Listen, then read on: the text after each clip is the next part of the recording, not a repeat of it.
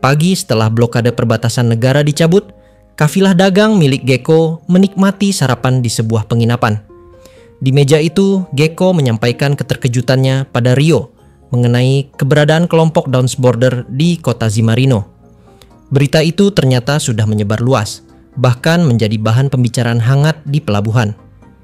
Sementara itu, Gecko menyinggung nasib Abel.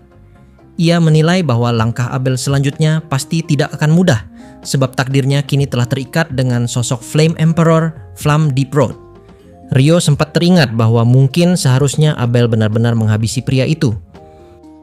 Selesai sarapan, kafilah dagang itu meninggalkan kota perbatasan Red Post, sebuah kota yang terletak di timur kerajaan Knightley, berbatasan langsung dengan Principality of Inverry di sebelah tenggara. Perjalanan mereka kini mengarah menuju ibu kota Inverry, Aberdeen.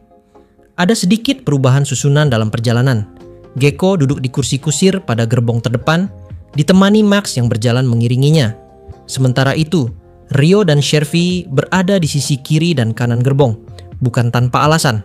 Posisi Shervy sengaja dialihkan agar Gecko dapat menggali informasi dari dirinya, sesuai janji yang pernah Shervy buat sebagai balasan atas keselamatannya. Sebagai pengawas, Rio ikut ditempatkan di sisi pria itu. Namun, situasi ini menimbulkan kegelisahan bagi Shervy. Ia masih merasa tidak nyaman berada di bawah pengawasan Rio, sebab di dalam dirinya masih tersisa membran es yang bisa dihancurkan kapan saja oleh sang penyihir air. Pikiran itu saja sudah cukup membuatnya gentar. Rio tidak menyangkal, baginya ancaman itu nyata. Bahkan ia menjelaskan dengan dingin bahwa tubuh manusia sebagian besar terdiri dari air, dan jika mau, ia dapat membekukan tendon serta melumpuhkan pergerakan seseorang hanya dengan sedikit sihir. Perkataan itu bukan sekadar ancaman kosong. Buktinya, jari-jari Shervy tiba-tiba tak bisa digerakkan begitu. Rio menekankan maksudnya. Kenyataan itu membuat Shervy sadar bahwa jika ia kembali ke jalan seorang pembunuh bayaran, maka Rio bisa menghentikannya kapan saja.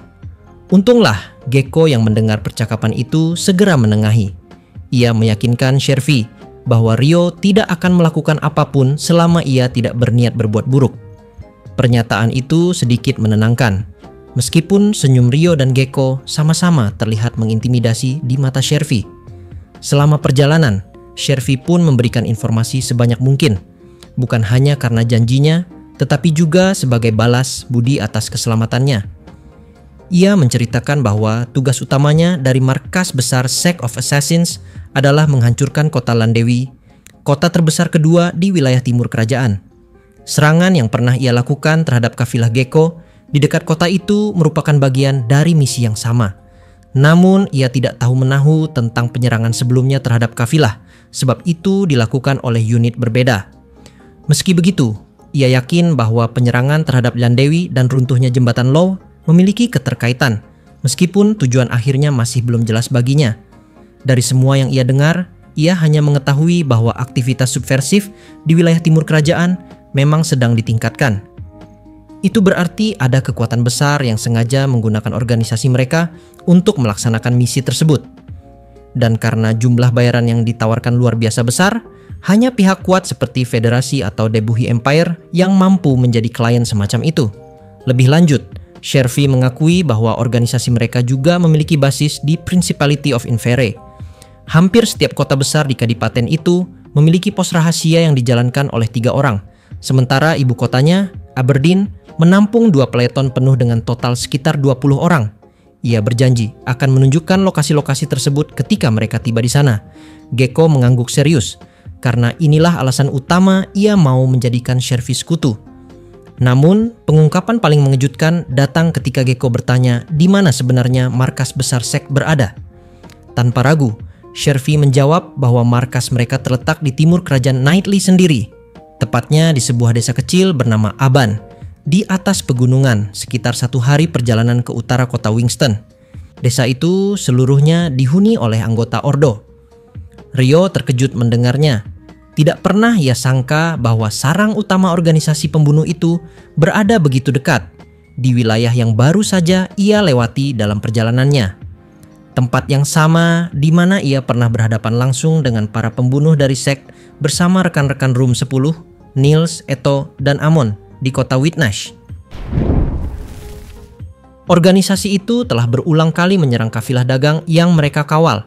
Dari sudut pandang Rio, sebagai pengawal yang sedang dipekerjakan, sudah seharusnya ia menghancurkan mereka sebelum serangan berikutnya terjadi. Ia bahkan sempat berpikir, jika bukan karena sedang berada di tengah pekerjaan, ia akan segera berangkat untuk menghancurkan markas besar Sect of Assassins saat itu juga. Pikiran itu menunjukkan rasa frustrasinya yang kian memuncak. Shervy, yang menyadari kecenderungan berbahaya itu, merasa gentar. Meski ia telah mengakui betapa mengerikannya sihir air milik Rio, ia mengingatkan bahwa pemimpin sek juga luar biasa hebat. Ia menegaskan agar Rio berhati-hati bila suatu saat berhadapan langsung dengan sang pemimpin. Dari informasi yang ia berikan, tato di dadanya dahulu diciptakan melalui alkimia. Teknik itu berasal dari sang pemimpin sek, seorang yang unggul dalam alkimia sekaligus sihir bumi. Rio menganggap kedua kemampuan itu menarik, meskipun mustahil baginya untuk mendapatkannya hanya dengan mengalahkan sang pemimpin. Namun, ia menduga mungkin ada catatan atau dokumen mengenai alkimia di tangan individu itu.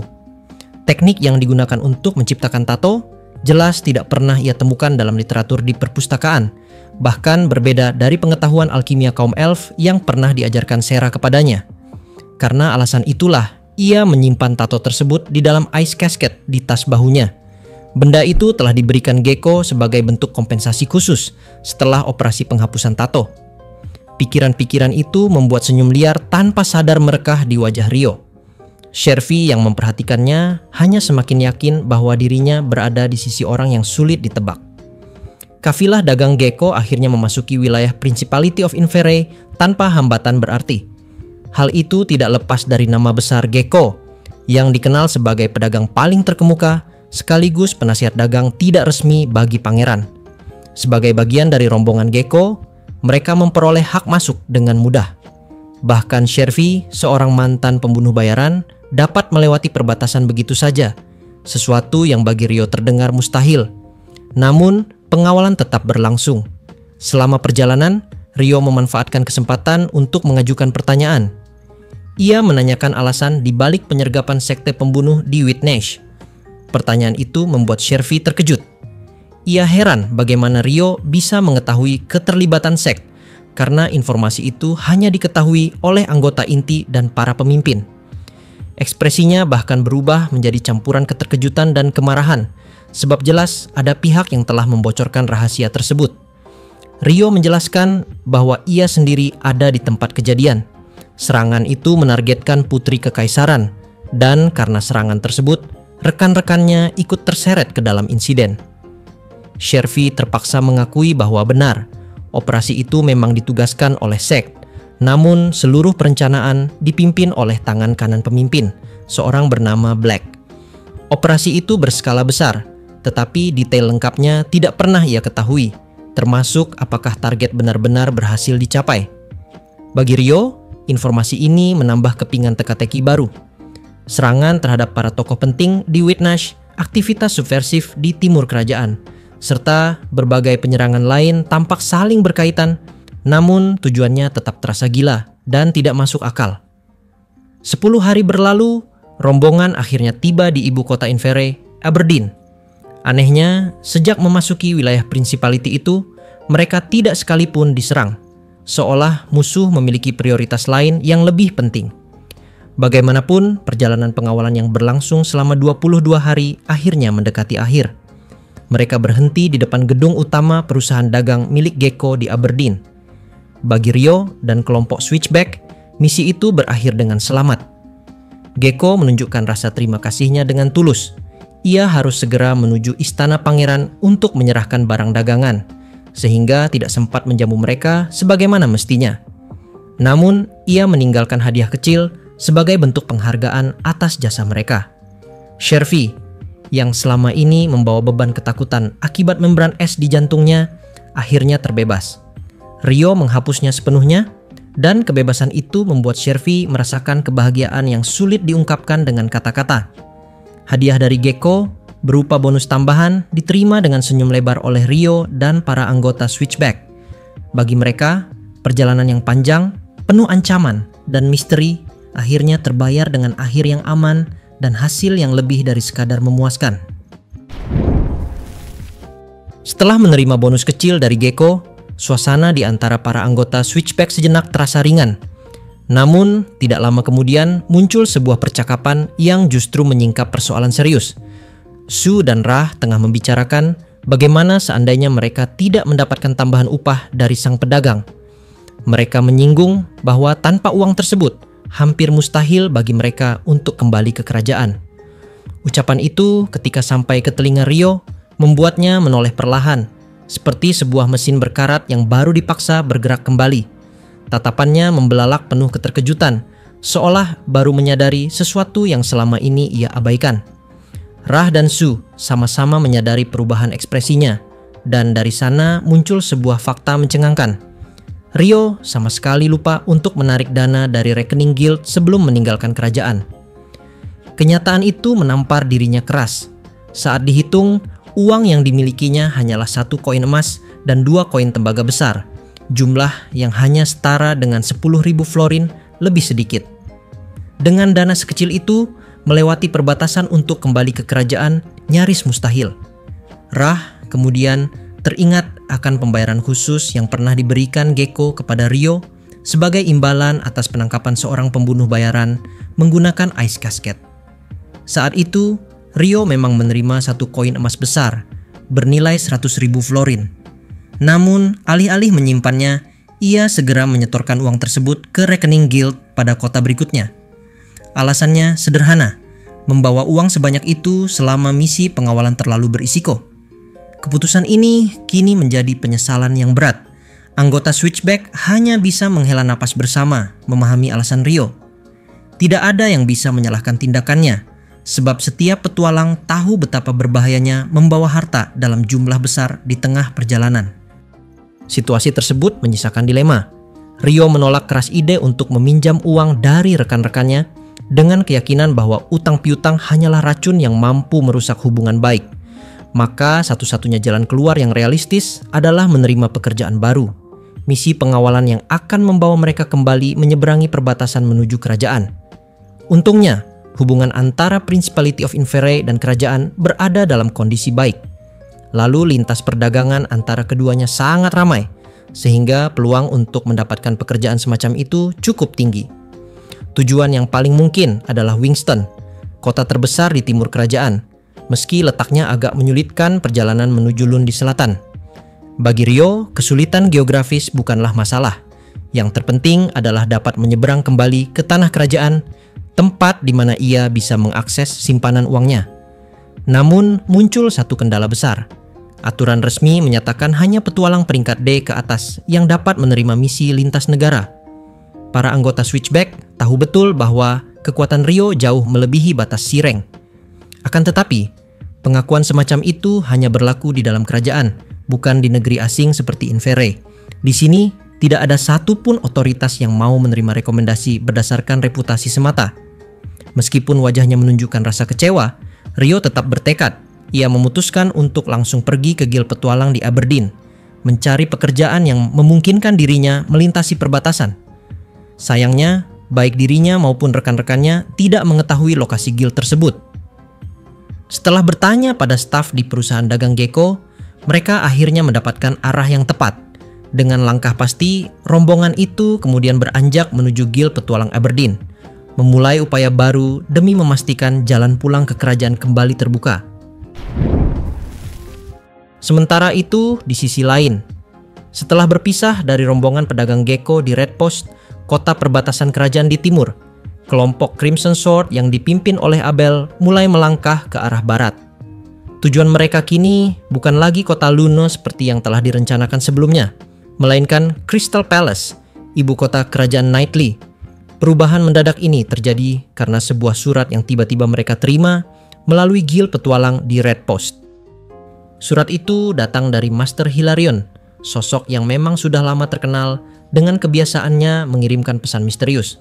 Namun, kali ini isinya terasa berbeda. Tanpa alasan yang jelas, ia memerintahkan Abel dan kelompoknya untuk segera pergi ke ibu kota dan bertemu dengan kakak Abel. Bagi Abel, isi surat tersebut menimbulkan lebih banyak pertanyaan ketimbang jawaban. Sejak membacanya, pikirannya terus dipenuhi kecurigaan dan keraguan, meskipun ia berusaha keras untuk menyingkirkan hal itu dari benaknya. Perjalanan menuju ibu kota membuat kelompok kecil ini harus menghadapi berbagai kesulitan, terutama karena stamina Lin, sang penyihir angin, dan Rhia, sang pendeta, tidaklah sekuat Abel ataupun Warren, sang pendekar. Namun lebih dari sekadar kelelahan fisik, yang membebani perjalanan mereka adalah rasa waspada. Lin berulang kali merasa ada kejanggalan. Surat itu seolah sengaja dicegat agar sampai ke tangan mereka di Red Post, bukan di Lune. Bagi Lin, hal itu menandakan adanya kemungkinan kebocoran informasi dari pihak dalam. Sementara itu, Rhia mencoba menenangkan situasi dengan mengalihkan pembicaraan ke arah lain, terutama tentang Rio. Ia menduga bahwa pada saat itu, Rio dan kelompok Switchback sudah tiba dengan selamat di Aberdeen. Abel mengiyakan dengan yakin, meski dalam hatinya ia tetap menaruh rasa ingin tahu tentang langkah Rio selanjutnya, terutama mengenai konflik dengan Sect of Assassins. Rhia masih mengingat jelas bagaimana Rio membekukan para pembunuh yang menyerang mereka di ruang konferensi penginapan Shervy, sebuah aksi yang terjadi begitu cepat bahkan sebelum mereka sempat berkedip. Dari sana terungkap sesuatu yang lebih mencengangkan. Berdasarkan pengetahuan yang Lin dapat dari Institut Penelitian Sihir, mustahil bagi penyihir air untuk membekukan tubuh manusia secara langsung. Hal itu berkaitan dengan sifat alami manusia yang menolak penetrasi sihir lebih dalam dari 10 cm ke dalam tubuh. Bahkan magical barrier dipercaya sebagai ekstensi alami dari sifat itu. Oleh karena itu, jika benar Rio mampu membekukan manusia hidup-hidup tanpa membunuhnya, maka kemampuannya telah menembus batasan dasar sihir yang diketahui selama ini. Kenyataan itu membuat mereka sadar, kekuatan Rio berada pada tingkat yang menakutkan. Jika ia menghendaki, bahkan seorang putri kekaisaran pun pernah hampir menjadi korbannya. Bagi Lin, hal tersebut memperlihatkan betapa berbahayanya kemungkinan masa depan. Jika suatu hari terjadi perang besar antara kerajaan dan kekaisaran, maka keberadaan Rio bisa saja menjadi pemicu yang menyalakan kobaran konflik. Scene pun kini berpindah lagi, tapi bukan kepada Rio, melainkan menuju ke dalam party hero, di mana secara singkat beginilah isi ceritanya. Jauh di selatan, sekitar 1000 km dari Markdorf, ibu kota kekaisaran Debuhi, rombongan Heroes Party yang berjumlah 7 orang sedang menempuh perjalanan di sepanjang jalan raya menuju perbatasan kerajaan Knightly. Mereka dipimpin oleh Roman, sang pahlawan. Di sisinya ada Gordon, penyihir api yang terus-menerus mengeluh, ingin segera kembali ke provinsi barat tempat asal mereka. Namun Roman justru memilih arah sebaliknya, terdorong oleh ambisi tunggal, menjadi semakin kuat. Morris, sang pengintai, sudah mulai jengah mendengar keluhan Gordon setiap hari. Sementara itu, Berlock, sang penyihir bumi dari bangsa dwarf, bersama Alicia, sang penyihir angin, sama-sama mendukung keputusan Roman karena keduanya membenci iklim dingin. Menuju kerajaan di selatan dianggap jauh lebih baik daripada tetap berada di wilayah dingin kekaisaran. Ada pula Ashkan, sang enchanter, yang sejak awal perjalanan hampir tidak mengeluarkan sepatah kata pun, serta Graham, sang negosiator sekaligus anggota tertua kelompok itu. Graham, dengan segala pertimbangannya, hanya bisa terus menghela napas dalam hati. Ia tahu tujuan awal dari keberadaan kelompok pahlawan adalah untuk mengalahkan Raja Iblis. Dukungan dana dan logistik yang mereka terima pun terutama datang dari jalur resmi di Provinsi Barat. Namun, semua itu kini tampak melenceng. Mereka pernah mencoba memasang perangkap dengan membangun altar buatan untuk memancing Raja Iblis. Akan tetapi, yang muncul bukanlah Raja Iblis, melainkan makhluk Akuma bernama Leonore. Dari situlah segala sesuatu menjadi kacau, hingga akhirnya membawa mereka ke wilayah Kekaisaran Debuhi. Meskipun demikian, hasil dari latihan panjang di pusat pelatihan sihir Kekaisaran tidak bisa dianggap sia-sia. Roman dan rekan-rekannya memang tumbuh lebih kuat. Roman sendiri kian teguh dengan keyakinan bahwa latihan keras bersama orang-orang kuat adalah jalan alami untuk mengasah dirinya. Namun, arah perjalanan mereka kini bukan lagi berfokus pada misi semula. Dorongan utama mereka adalah rasa ingin tahu roman tentang seorang penyihir air misterius yang namanya enggan diungkapkan oleh Oscar. Itulah sebabnya, meskipun Gordon dan sebagian lainnya menganggap perjalanan ini membuang-buang waktu, Roman tetap bersikeras menuju ibu kota kerajaan Knightley, berharap bisa memperoleh informasi penting tentang sosok misterius itu. Bagi Graham, semua ini terasa seperti jalan memutar yang sia-sia. Namun, melihat semangat Roman, ia memilih untuk tetap membimbing kelompok itu. Walau dalam hatinya ia bertekad agar pencarian informasi ini tidak sampai menyia-nyiakan lebih banyak waktu dari yang seharusnya.